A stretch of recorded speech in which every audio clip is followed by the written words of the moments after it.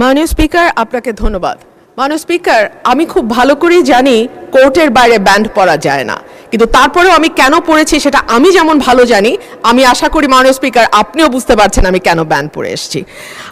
মাননীয় স্পিকার, স্বরাষ্ট্র মন্ত্রণালয়ের কাছে আমাদের এবারের বরাদ্দ তারা চেয়েছে 31,098,85,15,000 টাকা।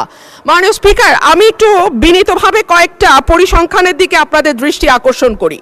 মার্চ এবং এপ্রিল মাসে সারা দেশে হত্যাকাণ্ড রেকর্ড করা হয় 605টি।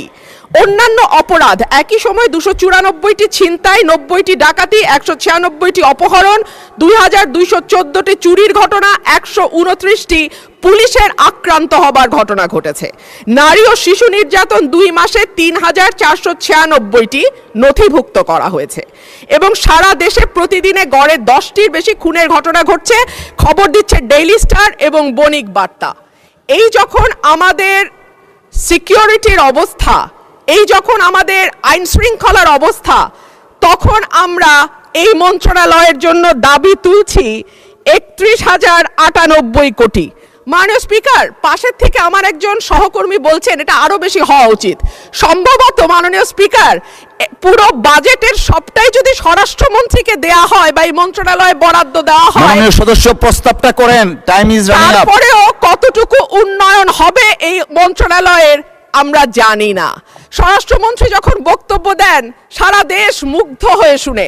মাননীয় স্পিকার, আমি একজন আইনের শিক্ষার্থী, আমিও ওনার ডিবেট মুগ্ধ হয়ে শুনি, কিন্তু ওনার এই মুগ্ধতা যদি উনি ওনার মন্ত্রণালয়ে ছড়িয়ে দিতে পারতেন এবং তার মন্ত্রণালয়ের কাজের মাধ্যমে, তাহলে আর এটি ছাঁটাই করে 1 টাকা করার প্রস্তাব আমি রাখতাম না। ধন্যবাদ মাননীয় সদস্য। আমি এখন মাননীয় স্বরাষ্ট্রমন্ত্রীকে ছাঁটাই প্রস্তাবগুলোর উপর বক্তব্য রাখার জন্য আহ্বান জানাচ্ছি। ধন্যবাদ মাননীয় স্বরাষ্ট্রমন্ত্রী।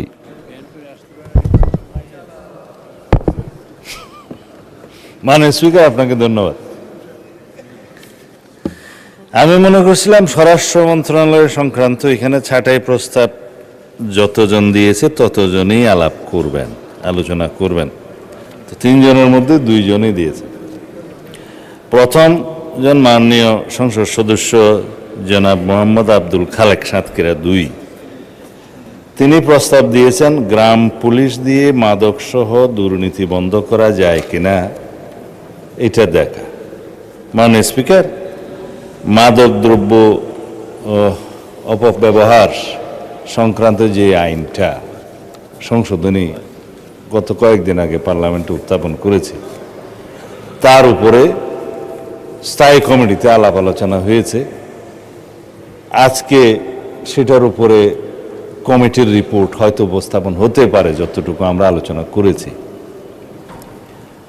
আজকে যেহেতু 30 তারিখের পরে পার্লামেন্ট সেশন কয়েকদিনের জন্য বন্ধ হবে, সেই জন্য মনে হয় না সেটা আজকে আমরা বিবেচনার্থে গ্রহণ করার জন্য উত্থাপন করতে পারবো কিনা।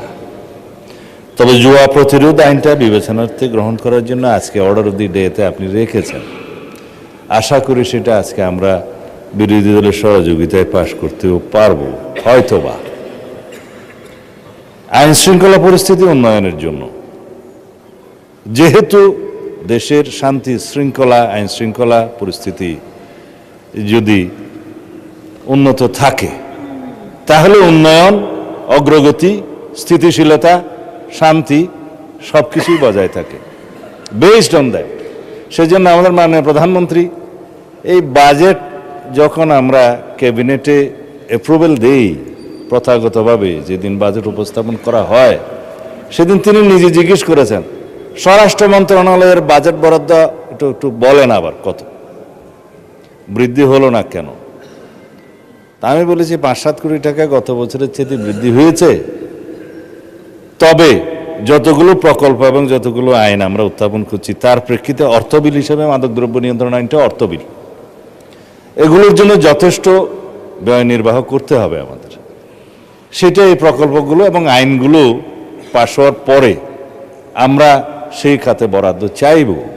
মাননীয় অর্থমন্ত্রী হয়তো দয়া করে যেগুলো থোক বরাদ্দ রেখেছেন ওখান থেকে প্রকল্প ওয়াইজ বরাদ্দ দিবেন। আইন শৃঙ্খলা পরিস্থিতির উন্নয়ন করার জন্য গ্রাম পুলিশ থেকে শুরু করে আইজিপি পর্যন্ত সবাই কাজ করে, পলিটিশিয়ানরা তার উপরে মন্ত্রণালয়। কিন্তু জনগণের প্রত্যক্ষ সহযোগিতা ছাড়া কোনো দেশে আইনশৃঙ্খলা পরিস্থিতি উন্নয়ন হয় না। সেই জন্য সামাজিক মোটিভেশন দরকার, রাজনৈতিক দলগুলো সেরকম সচেতনতা বৃদ্ধির জন্য কাজ করা দরকার। আমরা সংসদে যেভাবে সবাই আলোচনার মাধ্যমে কোঅপারেশনটা পাচ্ছি, আশা করি আপনারা সবাই সংসদের বাইরেও আইন শৃঙ্খলা পরিস্থিতি উন্নয়নের জন্য সেই কোঅপারেশনটা বজায় রাখবেন। সুতরাং জনাব আব্দুল খালেকের বক্তব্যের প্রেক্ষিতে আমি তাকে ধন্যবাদ দিতে চাই যে তিনি সেই গুরুত্বটা অনুধাবন করেছেন। গ্রাম পুলিশ থেকে শুরু করে সর্বস্তরের মানুষ এবং শৃঙ্খলা বাহিনী সবাই মাদকসহ দুর্নীতি এবং জুয়া ইত্যাদি সামাজিক অপরাধগুলো দমনে কার্যকর ব্যবস্থা গ্রহণ করবেন, সহযোগিতা করবেন। মাননীয় সদস্য জনাব রুমিন ফরহানা, এখানে জনাব বলে ফেললাম, জেনারেল ক্লজেস অ্যাক্ট অনুসারে আর কি, সি ইনক্লুডস হি, লয়ারদের ভাষায় আর কি। আমি মাননীয় সদস্য সিনিয়র অ্যাডভোকেট জনাব জায়নাল আবেদিনের সাথে একটু ডিফার করতে চাই। পার্লামেন্টের এই হাউসে বাইরের কোনো বিধিবিধান চলে না, এটা রুলস অফ প্রসিডিউর অনুসারে চলে। এটা সংবিধানে হাউসকে সেই ক্ষমতা দেয়া হয়েছে রুলস অফ প্রসিডিউর প্রণয়নের জন্য।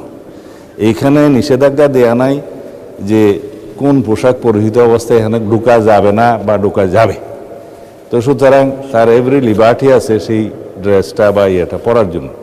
হ্যাঁ, সুপ্রিম কোর্ট জুডিশিয়ারিতে তার নিজের মতো করে রুলস প্রণয়নের অধিকার আছে, সেটা ওখানে থাকবে। But the separation of power theory অনুসারে লেজিসলেচার এবং জুডিশিয়ারি একটা আরেকটাকে ওভারল্যাপিং বা কোনো ডিকটেট করতে পারে না। তাই আমি প্র্যাকটিসিং লয়ার না, সেই জন্য আমি বোধহয় একটু জুরিসডিকশন ক্রস করে ফেললাম আর কি। শোভন পোশাক পরাটা ভালো, এটা অতীব শোভন পোশাক। ব্যারিস্টার রুমিন ফরহানা মুগ্ধ হয়ে আমার বক্তব্য শুনেন আমি খুব কৃতার্থ হলাম। আমি আরো কৃতার্থ হতাম একটু পরে বলতেছি। গত পরশু দেশের আইন শৃঙ্খলা পরিস্থিতি যেভাবে উন্নত হয়েছে সেটা ডাটা সহ, ক্রাইম রিপোর্ট সহ, খাতোয়ারি বর্ণনা এখানে দিয়েছিলাম। সম্ভবত আমার ওই মুগ্ধকর বক্তব্যটা আপনি সেদিন হয়তো শুনতে পারেন নাই, হতে পারে। তার মধ্যে ঐতিহাসিকভাবে বিগত 10-15 বছর, স্পেশালি 2025-এর রেফারেন্স সহ আমি ডাটাগুলো উল্লেখ করেছিলাম। ইন শর্ট দ্যাট খুনের চিত্র এই, ধর্ষণের চিত্র এই, নারী ও শিশু নির্যাতনের চিত্র এই, ডাকাতির এই সংখ্যা হিসাবে দিয়েছিলাম মাসওয়ারি। তাতে করে ঐতিহাসিকভাবে এই বর্তমান সরকারের দায়িত্বে আসার পর থেকে এই পর্যন্ত সমস্ত ডাটায় আমরা ঐতিহাসিকভাবে এগিয়ে আছি, মানে উন্নত আছে। সেই ডাটাটা আমি বলেছিলাম, আমি যেটা অন রেকর্ড এখানে বলেছি, সেই ডাটাটা ডিপার্টমেন্ট থেকে একটা ক্ষেত্রে বলেছি আমরা একটু পিছিয়ে আছি। সেটা হলো এই যে দর্শনের কেস রেকর্ডের ক্ষেত্রে আমরা একটু বেশি দর্শনের চিত্রটা পেয়েছি। তার একটা কারণ আছে, আগে ধর্ষিতারা রেকর্ড করতে যেত না থানায়, বা পারতো না, সামাজিক বা রাজনৈতিক বিভিন্ন হস্তক্ষেপের কারণে। এখন থানায় গেলেই অথবা অনলাইনে তারা জিডি সহ অন্যান্য কিছু দায়ের করতে পারে, এফআইআর দাখিল করতে পারে। এখানে কোনো ইন্টারফিয়ারেন্স নাই, যার কারণে নাম্বারটা একটু ইনক্রিজ হয়েছে। তবে সুখের কথা হলো ধর্ষণ যেখানেই হোক, শিশু হোক, নারী হোক, যে অবস্থাতে হোক, আমরা তাৎক্ষণিকভাবে সেটা পুলিশ ডিপার্টমেন্ট অ্যারেস্ট সহ চার্জশিট প্রদানের জন্য এবং মামলায় সহযোগিতা করার জন্য সাক্ষী উপস্থাপন সহ ট্রায়ালের সমস্ত ক্ষেত্রে একটা বৈপ্লবিক পরিবর্তন দেখতে পেয়েছি, যার জন্য রামিসা হত্যার বিচার হয়েছে 15 থেকে 17 দিনের মধ্যে।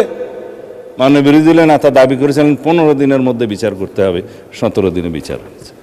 এটা বাংলাদেশের রেকর্ড।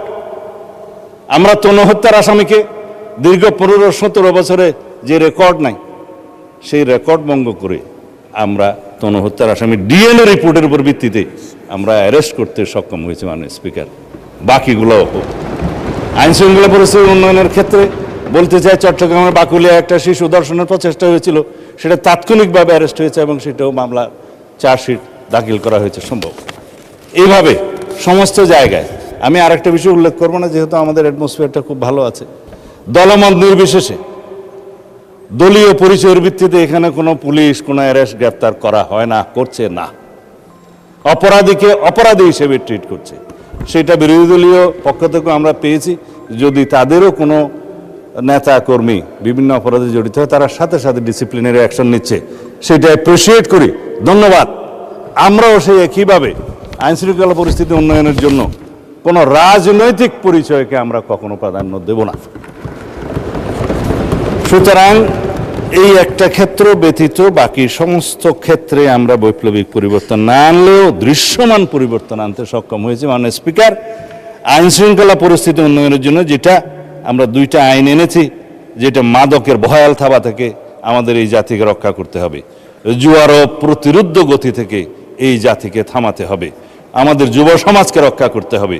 সেই জন্য আমরা মাদকদ্রব্য নিয়ন্ত্রণ অধিদপ্তরকে একটা স্বয়ং সম্পূর্ণ ডিপার্টমেন্ট হিসেবে আমরা পরিচালনা করার সিদ্ধান্ত নিয়েছি। এখানে ডগ স্কোয়াড দেওয়া হবে, তাদের লোকজনকে অস্ত্রসহ প্রশিক্ষণ দেওয়া হবে এবং তাদের জন্য হাজতখানার ব্যবস্থা করা হয়েছে আসামিদেরকে মধ্যবর্তী সময় রাখার জন্য, এবং ল্যাবরেটরির ব্যবস্থা করা হচ্ছে সমস্ত ডিস্ট্রিক্টে, যাতে মাদকদ্রব্য ল্যাবরেটরিতে টেস্ট করে সেটা কোর্টের রিপোর্ট অনুসারে দিতে পারে সেটা মাদকদ্রব্য কিনা। এই সমস্ত বিষয়গুলো আমাদেরকে একটু সময় নিয়ে, ব্যয় নিয়ে, স্ট্রাকচারগুলো দাঁড় করিয়ে তারপরে আমাদেরকে যেতে হবে। তাদেরকে অত্যাধুনিক অস্ত্র দেওয়া হচ্ছে, কারণ মাদক যারা ব্যবসা করে, চোরাচালান করে সীমান্তে বিভিন্ন জায়গায়, তাদের কাছে সশস্ত্র গ্রুপ আছে। আমাদের নিরস্ত্র মাদক দ্রব্যের যে কর্মচারীরা, কর্মকর্তারা, তাদেরকে বিনা হাতে কোনো ডাল তলোয়ার ছাড়া যেতে পারে না। তাদেরকে এইভাবে সশস্ত্র ওয়েল ইকুইপড করা হচ্ছে। আধুনিক টেকনোলজি সম্পন্ন সমস্ত মেশিনারিজ ইকুইপমেন্ট স্থাপন করা হচ্ছে। জুয়ার ক্ষেত্রেও অনলাইন এবং অফলাইন এবং বিভিন্ন ডিজিটাল প্ল্যাটফর্ম, সাইবার স্পেসে যে সমস্ত অপরাধ হচ্ছে সেগুলো অ্যাড্রেস করার জন্য সেরকম প্রযুক্তি সম্পন্ন লোকবল এবং মেশিনারিজ এগুলোর ব্যবস্থা করা হচ্ছে। এতদিন কিভাবে রাষ্ট্র চলেছে এই সমস্ত এগুলো অ্যাড্রেস না করে, সেটা আমার কাছে অবাক লাগে। মাননীয় স্পিকার, পৃথিবী কোথায় গেছে? আর আমরা 1867 সনের জুয়া নিয়ন্ত্রণ আইনের উপর দিয়ে আমরা ছিলাম। এখন জুয়া নিয়ন্ত্রণ এই প্রতিরোধ আইন, যেটা ব্যাটিং টেটিং এগুলো সব সহ প্রতিরোধ করা হবে 2026 সনের মডার্ন আইন অনুসারে। আশা করি আপনারা সহযোগিতা করবেন। বক্তৃতাটা একটু লম্বা হয়ে গেছে মাননীয় স্পিকার। আমি এই ছাঁটাই প্রস্তাবগুলোর প্রতীকী ছাঁটাই প্রস্তাবগুলো গ্রহণ করতে পারছি না বলে দুঃখিত। মাননীয় স্পিকার, আমাদের উত্থাপিত দাবি অনুসারে দাবি নম্বর 20 আপনি দয়া করে মঞ্জুর করবেন। মাননীয় সংসদ সদস্যদের সহযোগিতা কামনা করছি। ধন্যবাদ। জি, আপনাকে ধন্যবাদ মাননীয় স্বরাষ্ট্রমন্ত্রী। মহান সংসদের সামনে প্রশ্ন হচ্ছে, মাননীয় সদস্য জনাব মোহাম্মদ আব্দুল খালেক এবং রুমিন ফারহানার ছাঁটাই প্রস্তাবগুলো গ্রহণ করা হোক। যারা এই প্রস্তাবের পক্ষে আছেন তারা হাঁ বলুন, যারা এই প্রস্তাবের বিপক্ষে আছেন তারা না বলুন। আমার মনে হয় না জয়যুক্ত হয়েছে, না জয়যুক্ত হয়েছে, না জয়যুক্ত হয়েছে। অতএব ছাঁটাই প্রস্তাবগুলো নাকচ করা হলো। সংসদের সামনে প্রশ্ন হচ্ছে, মাননীয় স্বরাষ্ট্রমন্ত্রী জনাব সালাউদ্দিন আহমদের প্রস্তাব মতো স্বরাষ্ট্র মন্ত্রণালয় খাতে মহামান্য রাষ্ট্রপতিকে অনধিক 31,098 কোটি 88,15,000 টাকা মঞ্জুর করা হোক। যারা এই প্রস্তাবের পক্ষে আছেন তারা হাঁ বলুন, যারা এই প্রস্তাবের বিপক্ষে আছেন তারা না বলুন। আমার মনে হয় হাঁ জয়যুক্ত হয়েছে, হাঁ জয়যুক্ত হয়েছে, হাঁ জয়যুক্ত হয়েছে। অতএব দাবি নম্বর 20 মহান সংসদে গৃহীত হলো।